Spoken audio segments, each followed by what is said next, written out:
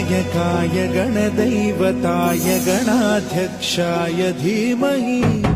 गुणशरीराय गुणमण्डिताय गुणेशानाय धीमहि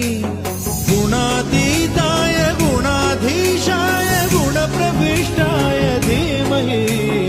एकदन्ताय वक्रतुण्डाय गौरीतनयाय धीमहि